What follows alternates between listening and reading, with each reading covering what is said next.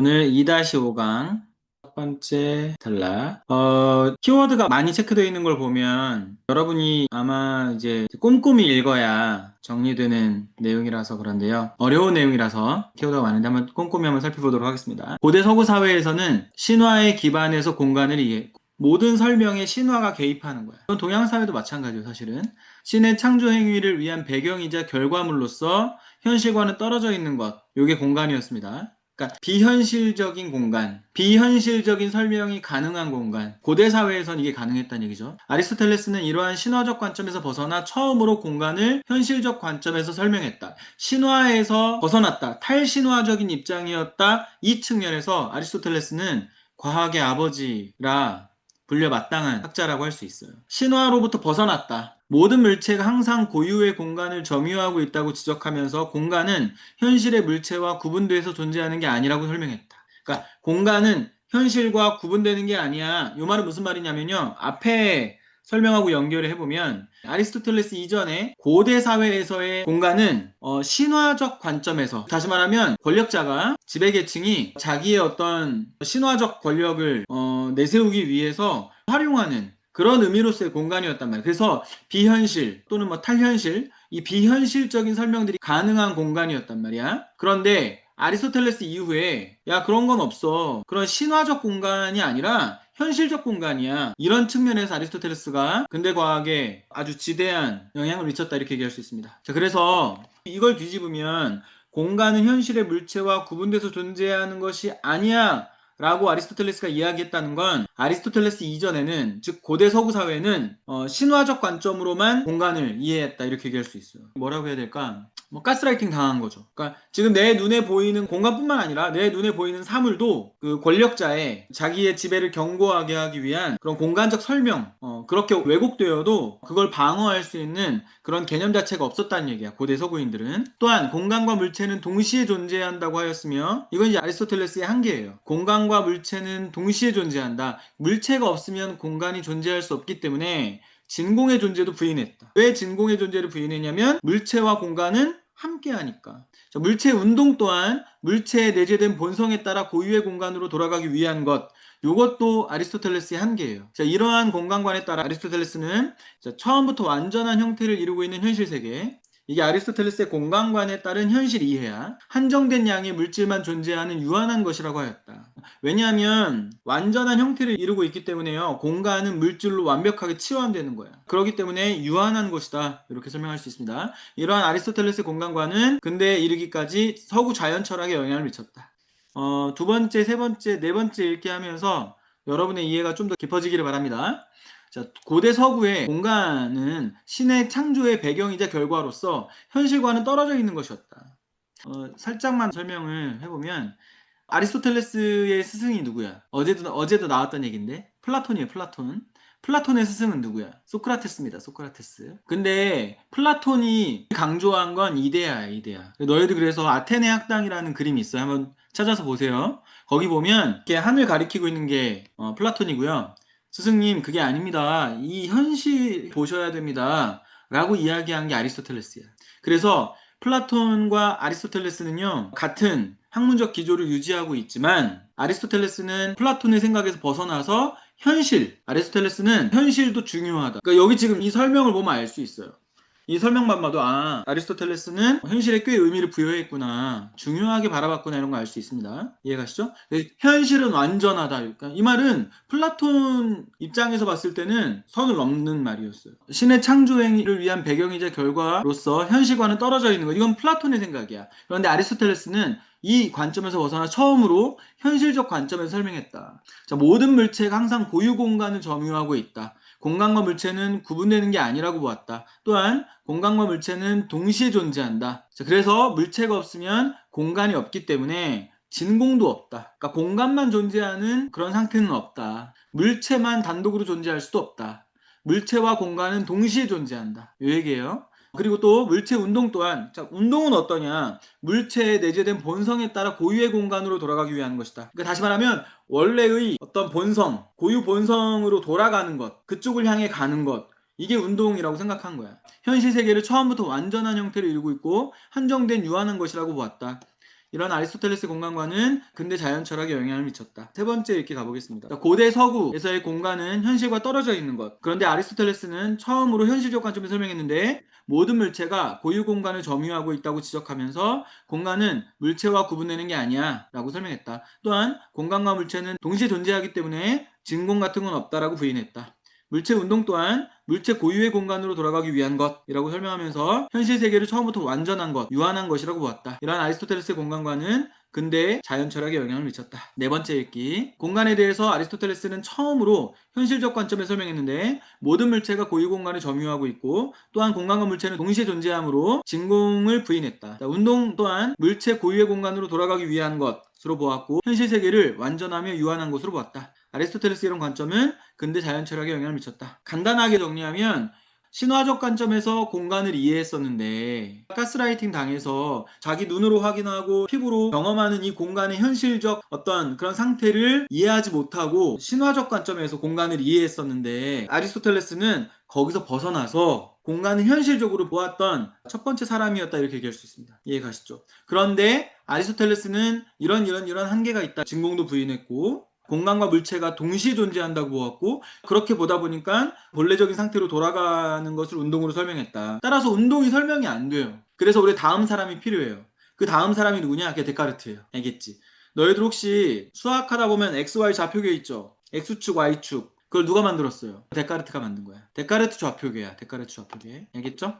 그럼 데카르트는 뭐 어떤 과정에서 그런 것들을 제시했는지 한번 두 번째 단락 가보겠습니다. 아리스토텔레스 이후에 서구 사회는 아리스토텔레스를 일부 받아들이면서 한편 벗어나려고 했다. 그래서 벗어나려고 했던 첫 번째 대표적인 사람이 17세기 데카르트인데 공간을 물질에 속하는 본질이라고 보았다. 자, 공간, 물질에 속하는 본질. 이것도 이제 데카르트의 한계예요. 자, 물질은 특정 공간을 차지하는 속성인 연장을 본질로 하고 있다. 이 연장이요. 뭐 도구, 망치나 톱 이런 연장이 아니야. 여기서 연장은 느리다. 연장하다 할 때 연장이야. 이해가시죠? 자, 그 연장을 본질로 하고 있는 물질. 이 물질은 그냥 단독으로 존재하는 게 아니라 공간을 차지하는 속성. 그런 연장을 본질로 하고 있다. 어떤 물질이든 반드시 일정한 공간을 차지하고 있다. 물질은 공간에 연장되어 있다. 이 정도로 설명할까요? 혹시 이해가 아직 안 됐더라도 우리는 두 번째, 세 번째, 네 번째 기회가 있으니까 일정한 공간을 차지하고 있다. 즉 물질이 곧 공간이고 공간이 곧 물질이다. 공간이 곧 물질이기 때문에 이건 아리스토텔과 똑같아요. 데카르트는 물질보다 먼저 존재하는 공간을 전제할 필요가 없었다. 이건 뒤에 나오는 뉴턴과 달라요. 요 대목이. 그러니까 다시 말하면 아직 진보하지 못한 거야. 다시 우리는 뉴턴이 필요한 거야. 물질보다 먼저 존재하는 공간이 있어야 돼. 그래야 우리는 수학적으로 운동을 기술할 수 있어. 그래야 우리는 과학을 발전시킬 수 있어. 어떤 물체의 속도, 어떤 물체의 운동 이런 것들을 좀 더 과학적으로 설명할 수가 있어. 이해 가시죠? 그러니까 물질보다 먼저 존재하는 공간을 전제할 필요가 없었던 데카르트. 그러니까 데카르트의 한계입니다. 다만 데카르트는 물체의 운동은 내재된 본성이 아니라 외부의 힘에 의해서 일어난다. 요거는 아리스토텔레스로부터 진일보한 데카르트의 관점이라고 할 수 있어요. 여기 지금 보면 물체 운동은 내재된 본성이다. 이건 누구 생각이었어요? 내재된 본성이다. 이건 아리스토텔레스의 설명이었죠. 맞아요? 그러니까 이런 상태에서는 운동을 설명할 수가 없어. 아리스토텔레스의 의의는 신화적 관점에서 바라봤던 공간을 좀 더 현실적 관점에서 바라봤다. 지금 이게 400m 계주라면 처음 100m는 누가 달린 거야? 고대의 서구인들이 달린 거야. 그런데 다음 100m는 누가 달렸어? 아리스토텔레스가 달린 거야. 그래서 아리스토텔레스는 현실을 꽤 중요하게 바라봤어. 그런데 한계가 있어. 운동을 제대로 설명하지 못했어요. 그런데 데카르트가 그 다음 100m를 달려. 데카르트는 외부의 힘에 의해서 운동이 일어난다고 보았어요. 오케이? 그러니까 뭐 고유한 본성으로 돌아가고 뭐 이런 거 말도 안 되는 소리야 하면서 진일보합니다. 물론 이제 거기까지 한 2000년 정도 걸려요. 아리스토텔레스 이후 17세기 데카르트까지는. 그래서 외부의 힘에 의해서 일어난다. 이 외부의 힘은 신의 작용이라고 보았다. 요건 이제 한계긴 해요. 그 외부의 힘에 의해서 일어나는 작용, 그게 운동이야 라고 설명합니다. 또한 데카르트는 공간은 무한하고, 요거는 이제 아리스토텔레스를 벗어나는 거죠. 무한한 공간, 우주 또한 무한하다. 자, 이런 공간관 속에서 데카르트는 자연의 모든 현상을 수학적 사고에 의해서 판단하려고 했다. 요건 이제 또 한층 진일보한 측면이야. 수학적으로 판단하려고 했다. 자, 그래서 물질은 최소한의 물리적 단위인 원자들의 구성으로 이루어졌기 때문에 분할이 가능하다. 물질은 분할이 가능하다. 이런 생각 자체가요, 과학을 발전시킵니다. 사물들은 분할이 가능하다. 그러면 분할을 시도할 수 있겠지. 그럼 이제 원자까지 발견할 수 있는 거야. 같은 맥락으로 공간도 분할할 수 있어. 공간을 분할하면 어떤 일이 생길까요? 단위별로 분할할 수 있으니까 속도나 움직임 이런 걸 계산할 수 있어요. 그러니까 수학적 계산이 가능해지는 거야. 공간 자체도. 다시 말하면 데카르트 이전에는 수학적으로 공간을 계산할 수가 없어요. 어떤 물체의 운동을 설명하기 위해서 공간 뭐 이런 것들이 그런 설명들이 틀 자체가 없는 거야. 무슨 말인지 알겠죠? 그리고 이제 외부의 힘 이런 건 이제 데카르트의 의의예요. 인간의 지성이 너희들이 지금 너무나 쉽게 이해하는 당연하다고 이해하는 이런 것들이 17세기 이전에는 당연한 것들이 아니었다고. 데카르트가 있어서 가능해진 것들이라고. 그 이전에는 그냥 공간과 물질은 서로 결합되어 있는 상태였다고. 무슨 말인지 이해가시죠? 그러니까 아리스토텔레스는 자기 몫을 한 거고요. 역사 안에서. 데카르트는 자기 역할을 한 거야. 그리고 이어받아서 뉴턴은 또 자기 역할을 하게 될 거야. 물질은 곧 공간이기 때문에 물질이 분할이 가능하면 공간도 분할이 가능하다는 것이다. 이러한 공간관에 따라서 데카르트는 좌표를 활용해서 공간의 분할을 수학적으로 표시했다. 그래서 나온 게 데카르트 좌표계예요. XY 좌표계. 두 번째 이렇게 가볼게요. 이후에 서구 사회는 아리스토텔레스를 받아들이면서도 벗어나려고 했다. 데카르트는 공간을 물질에 속하는 본질이라고 보았다. 자, 물질은 특정 공간을 차지하는 속성인 연장을 본질로 하고 있고 반드시 일정한 공간을 차지하고 있다는 것이다. 자, 물질이 곧 공간이고 공간이 물질이기 때문에 물질보다 먼저 존재하는 공간을 전제할 필요가 없었다. 다만 물체 운동은 내재된 본성이 아니라 아리스토텔레스 틀렸어. 외부의 힘에 의해서 일어난다. 외부의 힘은 신의 작용이다. 또한 공간은 무한하고 우주 또한 무한하다. 이러한 공간관 속에서 데카르트는 모든 현상을 수학적으로 판단하려고 했다. 수학적으로 계산하려고 했다. 자, 물질은 원자들로 구성되어 있기 때문에 분할이 가능한데 이 물질이 곧 공간이므로 이거는 뭐 3단노법이에요. 그죠? 물질은 분할할 수 있는데 그 물질이 공간이므로 공간은 분할할 수 있다. 이렇게. 그래서 공간은 분할이 가능하다는 것이다. 이러한 공간관에 따라서 데카르트는 그러면 분할이 가능하니까 분할이 가능한 틀을 만들어야지 하고 수학적으로 표시하기 위한 좌표계를 만들었다. 그러니까 다시 말하면 우리한테는 너무나 당연한 그 좌표계가 XY 좌표계가 그 이전에는 없었다는 거예요. 그러면 누가 더 빨라? 여기서 여기까지 얼마나 걸려? 뭐 이런 건 긴 인류의 역사로 보자면 아주 최근에 하게 된 계산들이라는 걸 알 수 있어요. 세 번째 읽기. 이후에 서구 사회에서 데카르트는 공간을 물질 본질로 보았는데 물질은 연장을 본질로 하고 있다. 따라서 반드시 공간을 차지하고 있다고 보았다. 물질이 곧 공간이므로 먼저 존재하는 공간을 전제할 필요가 없었다. 다만 물체 운동은 외부의 힘에 의해서 일어난다고 보았다. 이 외부의 힘은 신의 작용으로 보았고 또한 공간과 우주는 무한하다고 보았다. 이러한 공간관 속에서 데카르트는 모든 현상을 수학적으로 판단하려고 했다. 자, 물질은 원자들로 구성되어 있기 때문에 분할이 가능한데 물질은 곧 공간이므로 공간도 분할이 가능하다고 보았다. 그래서 데카르트는 좌표를 활용해서 공간을 수학적으로 표시했다. 이제 우리는 이 좌표계 위에서 운동을 계산할 수 있게 됩니다. 자, 이후에 데카르트는 공간을 물질 본질로 보았는데 물질이 곧 공간이므로 먼저 존재하는 공간을 전제할 필요가 없었다. 다만 운동은 외부의 힘에 의해서 일어나며 그 외부의 힘은 신의 작용이라고 보았다. 또한 공간은 무한하다고 보았는데 데카르트는 모든 현상을 수학적으로 판단할 수 있다고 보았다. 물질은 원자로 분할이 가능한데 마찬가지로 공간도 분할이 가능하다고 보았다. 그래서 좌표를 통해서 공간을 수학적으로 표시했다. 됐죠? 다음 단락. 데카르트 이후 이제 뉴턴이 이어봤습니다. 뉴턴은 물체 운동을 설명하기 위해서 새로운 견해를 제시했다. 데카르트를 받아들여 자연현상을 수학적으로 생각하는데 동의했지만 이 데카르트의 공간관으로는 물체 운동을 설명할 수 없다고 생각했다. 즉 다시 말하면 공간이 곧 물질 이런 거. 그래서 공간과 물질을 분리합니다. 그래서 뉴턴은 물질과 공간을 구분했으며 시간 개념을 함께 활용해서 물체 운동을 파악하려고 했다. 물체가 운동해. 그러려면 이 물체와 분리된 공간과 시간이 있어야 되는 거야. 그래서 공간을 물질과 무관한 선언적 절대적인 존재로 보고 물질이 모두 없어져도 공간은 그 자체로 남아있다고 보았다. 이러한 생각을 바탕으로 절대공간과 절대시간이라는 개념을 제시했다. 절대공간은 자신의 본성에 따라 스스로 존재하며 외부의 어떠한 것과도 관계가 없고 항상 규칙성과 동일성을 유지하는 무한의 공간이다. 다시 말하면 아리스토텔레스나 데카르트나 다 물질과 공간은 함께 존재하는 거기 때문에 얘는 절대적이지 않아. 그러니까 다시 말하면 물질에 의해서 결정되는 공간인 거야. 물질이 없으면 설명할 수 없는 공간인 거야. 따라서 절대적이지 않아. 그런데 물질 없이도 존재할 수 있는 공간은 시간은 절대적인 거야. 그래서 뉴턴의 시간과 공간은 절대적인 시간과 공간이에요. 따라서 무한의 공간이야. 물론 데카르트도 공간은 무한하다고 보기는 했어요. 그런데 데카르트의 한계는 물질과 공간을 서로 결합된 것으로 보았다는 거야. 자, 그러면 뉴턴에게 절대 시간은 뭐냐? 어떤 외적 상황에도 영향을 받지 않고 일정 속도에 따라 연속적으로 과거부터 미래까지 흐르는 시간으로 보았다. 자, 다시 말하면 외적 상황에 영향을 받지 않는 연속적으로 흐르는 시간이다. 이게 뉴턴의 시간이에요. 이 뉴턴의 다음 바통을 누가 이을까요? 뉴턴은 절대 시간과 절대 공간이야. 그걸로 모든 운동을 설명했어요. 지구상의 운동과 지구 밖의 우주의 시공간을 설명했어요. 결론부터 이야기하면 오늘 본문에는 없지만 아인슈타인입니다. 아인슈타인은 상대 시간과 상대 공간이에요. 그래서 아인슈타인은 어떻게 했냐면 시간과 공간을 하나로 묶어버렸어요. 그래서 아인슈타인의 핵심 개념은 스페이스 타임이에요. 스페이스 타임. 시공간. 이 시공간은 휘어집니다. 곡률. 그래서 절대적이지 않아요. 그러니까 뉴턴을 넘어선 거야. 다음은 누가 넘어설지 모르겠는데 여기 있는 사람 중에 한 사람이 한번 넘어서 보기 바랍니다. 다음 달리기 주자가 되기 바랍니다. 자, 두 번째 읽기 한번 가볼게요.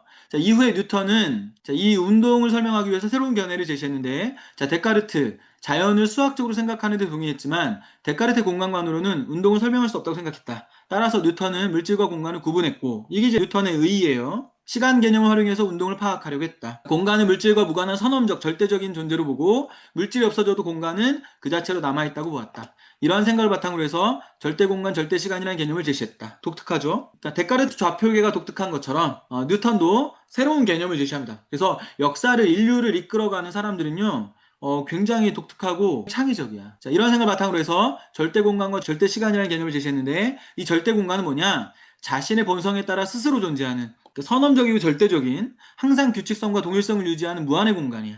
절대 시간은 뭐냐? 외적 상황에 영향을 받지 않고 일정 속도에 연속적으로 흐르는 시간이야. 그 다음 넘어가 볼게요. 세 번째 읽기. 자, 이후에 뉴턴은 새로운 견해를 제시했는데, 데카르트의 수학적 생각에는 동의했지만 이걸로는 운동을 설명할 수 없다고 생각하고 물질과 공간을 구분했다. 자, 시간을 활용해서 운동을 파악하려고 했다. 뉴턴의 의의예요. 자, 공간은 선험적인 절대적인 존재로 보고 물질이 없어져도 공간은 남아있다고 보았다. 그러니까 물질에 의해서 존재하는 공간은 절대적인 공간이 아니야. 이 물질이요, 인간으로 생각해도 괜찮아. 인간에 의해서 존재하는 공간. 다시 말하면 내가 존재하지 않아도 존재한다고 볼 수 있는 공간. 그거는 절대적인 공간이야. 윤병기가 오늘도 여기저기 막 돌아다녔잖아. 오늘도 달리기를 했는데 달리기 속도가 오늘은 좀 느렸어요. 이건 윤병기가 있으니까 존재한다고 보는 거 아니야. 이해 가시죠? 자, 그래서 공간, 다시 말하면 물질과 인간과 상관없이 존재하는 공간, 절대적인 선언적인 공간, 이게 데카르트의 의의예요. 이런 생각을 바탕으로 해서 절대 공간은 스스로 존재하고 항상 규칙, 동일한 무한한 공간이다. 절대 시간은 뭐냐? 일정 속도, 연속적으로 흐르는 시간이라고 보았다. 그러면 윤병기가 이 세상을 떠나도 우리는 여전히 이 세상에 움직이는 물체 운동을 설명할 수 있죠. 계산할 수 있죠. 수학적으로. 됐죠? 자, 이후 뉴턴은 데카르트에 동의했지만 물질과 공간을 구분했고 시간을 활용해서 운동을 파악하려고 했다. 자, 공간은 선험적인 절대적인 존재로 보고 절대 공간은 스스로 존재하는 항상 규칙, 동일한 무한의 공간으로 보았다. 절대 시간은 일정 속도에 따라 연속적으로 흐르는 시간으로 보았다. 마지막 단락이에요. 자, 뉴턴은 이 틀 안에서 물체의 운동을 설명했다. 자, 고정되어 있는 탁자는 일반적으로 정지된 것으로 인식된다. 하지만 지구는 태양을 돌고 있기 때문에 고정되어 있는 게 아니야. 시점을 우주 공간으로 가보면 탁자는 움직이고 있어. 그래서 운동을 더 정확하게, 다시 말하면 이 한계를 벗어나기 위해서 뉴턴이 설정한 게 절대 시간이야. 절대 공간이야. 따라서 탁자의 위치를 정지 기준으로 삼을 수 없기 때문에 지구 움직임과 상관없는 절대적인 기준이 필요했고, 그것이 절대 공간이라고 했다.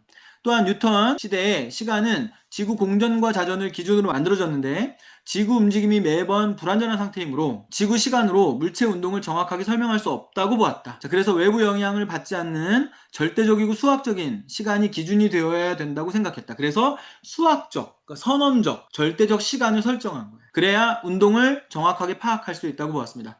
뉴턴은 절대 공간과 절대 시간이 존재하기 때문에 규칙적 정형화된 시공간을 측정하는 것이 가능하고 이걸 바탕으로 해서 세상에 존재하는 현상, 세상에 존재하는 운동을 수학적으로 기술하는 게 가능하다고 보았다. 이러한 뉴턴의 공간관은 아리스토텔레스의 자연 철학에서 완전히 벗어나 고전 역학의 체계를 세우고 과학 및 철학의 발전에 영향을 미쳤다는 점의 의의를 가진다고 볼 수 있다. 두 번째 읽기. 뉴턴은 이 틀 안에서 물체 운동을 설명했다.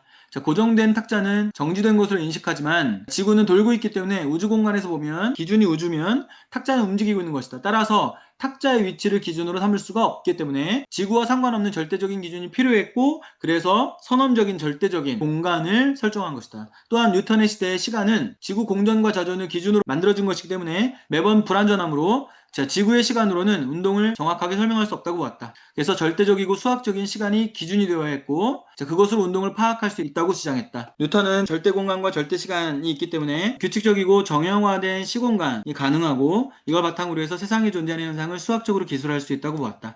이러한 뉴턴의 공간관은 아리스토텔레스를 벗어나서 고전역학 체계를 세우고 과학 및 철학의 발전에 영향을 미쳤다는 데 의의가 있다. 세 번째 읽기, 이렇게 읽으면서 여러분 생각을 좀 계속 정리하세요. 이해를 좀 더 깊이 하세요. 뉴턴은 이 틀에서 운동을 설명했다. 정지된 것으로 인식된 탁자는 움직이고 있고, 따라서 탁자를 기준으로 삼을 수 없기 때문에 절대적인 기준이 필요하고, 그것이 바로 절대 공간이라고 주장했다. 또한 시간은 지구를 기준으로 만들어졌는데 지구의 움직임이 불완전하므로 지구 시간으로는 운동을 설명할 수 없다고 보았다. 그래서 절대적, 선언적, 수학적인 시간이 기준이 되어야 한다고 했다. 그래서 절대 공간과 시간으로 규칙적이고 정형화된 시공간을 제시했고, 이걸 바탕으로 해서 현상을 수학적으로 기술하는 게 가능하다고 보았다. 뉴턴의 공간관은 고전역학의 체계를 세우고 과학, 철학 발전에 영향을 미쳤다는 데 의의가 있다.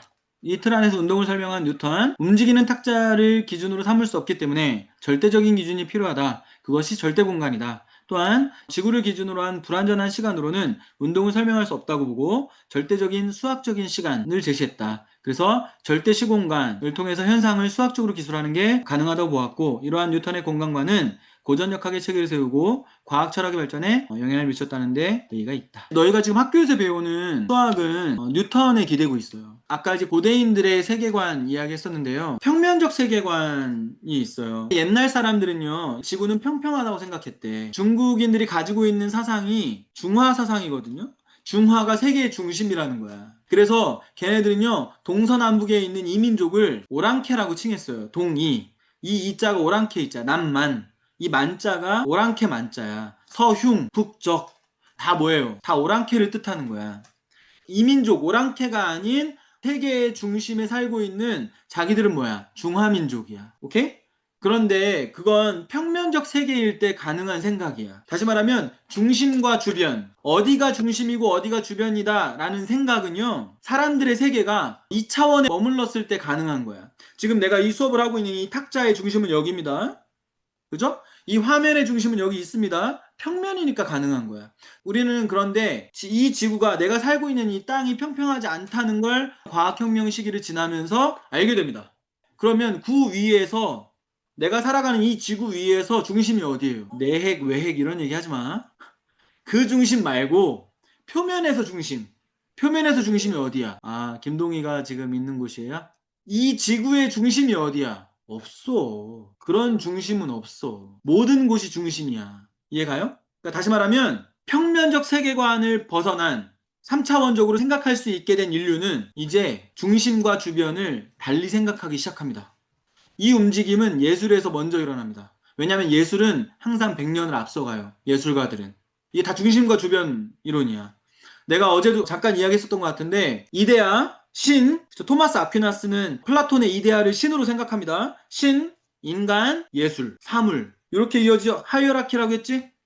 맞아요? 인간은 매개자야. 그래서 이전에 중세의 화가는요, 예술가는요, 먼저 신의 뜻을 발견하고 그걸 아직 발견하지 못한 사람들한테 전달하는, 그게 예술의 목적이야. 그게 회화의 목적이, 음악의 목적이, 모든 예술의 목적이야. 다시 말하면 인간은 뭐예요? 인간은 마이너리티야. 이해가죠? 인간은 자기의 생각을 표현하는 존재가 아니야. 네 생각은 중요하지 않아. 신의 생각이 중요한 거야. 자, 근대사회로 이동합니다. 근대사회에서도 신의 자리를 보편 이성이 대체합니다. 그런데 17세기 과학혁명 이후에 18세기, 19세기로 넘어오면 그 생각이 완전히 뒤집혀요. 패러다임이 완전히 바뀌어요. 그러면서 어떤 생각이 나타나기 시작하냐면 주변, 중심? 그게 뭔데? 그 생각을 가장 먼저 했던 사람들은 낭만주의 화가들이에요. 낭만주의 화가들이 뭐 하냐면 자기 생각, 내면의 감정, 자기가 느낀 거, 자기가 발견한 걸 막 그림으로 표현하기 시작해요. 그리고 이후에 초현실주의나 그런 포스트 모던적 예술 사조까지 막 이어집니다. 내가 포스트 모더니즘의 키워드가 뭐라고 했어요? 마이너리티입니다. 마이너리티. 마이너리티가 주변이야. 머저리티가 중심이야. 평면적 세계에서 세상이 평평하다고 생각했던 플라톤은 중심이 있습니다. 그게 파운데셔널리즘이야. 그게 이데아야. 이해가시죠? 그런데 그 시대로부터 벗어난 17세기, 18세기 이후에 현대사회는 그런 평면적 세계가 아니야. 사실 거기서 한층 더 벗어납니다. 누가? 아인슈타인. 아인슈타인은 사고의 틀을 어디까지 확장해? 우주에까지 확장합니다. 지구도 중심이 될 수 없어요. 그러니까 절대적인 시공간 뉴턴 무슨 근거로? 도대체 무슨 근거로 시간이 고정되어 있다고 생각해? 선언적이고 절대적인 시간, 공간이 있다고 생각하는 근거가 뭐야? 시간은 움직여. 이렇게 생각합니다. 시간은 움직이고 공간도 움직여. 함께 움직여. 시공간, 스페이스 타임이라는 새로운 개념을 만들어내기 시작하는 겁니다. 이해 가시죠? 내가 지금 방금 이야기한 이런 게 확장적 읽기야. 어제 배웠던 거, 그제 배웠던 거 이런 거 다 엮어가지고 막 이야기하고 있죠? 그렇게 이야기할 수 있는 수준까지 가야 돼. 만약에 내가 지금 한 이런 이야기를 너희가 이제 생기부에 쓰고 네 생기부가 아주 독특해 보여서 만약에 입사관이 너를 한번 확인해 봐야겠다고 해서 불렀는데 내가 지금 설명한 정도로 설명할 수 있다. 그러면 어 지금 옆에 우리 딸이 있는데요. 서울대 간대요. 그게 너의 내신, 예를 들면 2.5등급을 2등급으로 1.89등급으로 올리는 그런, 그러니까 서울대 수석감이래요.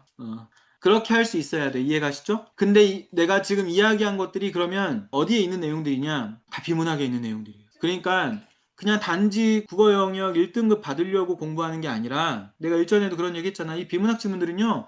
고등학생이 이해하기 쉽게 교수님들 또는 선생님들이 달라붙어가지고 잘 정리해 놓은 아주 좋은 글들이란 말이야. 근데 이걸 네가 이렇게 익히고 반복해서 읽어두고 그렇게 정리해두면 그리고 이제 그런 내용들을 가지고 이제 보고서를 쓰고 그렇게 또 설명도 할 수 있고 그러면 그런 플러스 알파들이 될 수 있다 이렇게 얘기할 수 있고요. 5분이라고 했는데 시간이 많이 갔네요. 미안합니다. 아무튼 오늘 금요일이라서 뭐 좀 부담감도 없고 해서 이런저런 설명 좀 더 했는데요. 이렇게 확장적 읽기까지 갈 수 있으면 좋아요. 근데 이게 내 목표 지점이야. 이해가지? 그러니까 비문학 지문들 하나하나 서로 연결되고 연결되면서 더 깊이 공부해보고 보고서도 쓸 수 있고 이럴 수 있었으면 좋겠어요. 이해 가시죠? 계속 막 웃는데 왜 웃는지는 모르겠네. 아무튼 오늘 수고하셨습니다. 늦게까지. 다음 주 월요일 날 만나요. 안녕. 잘 자.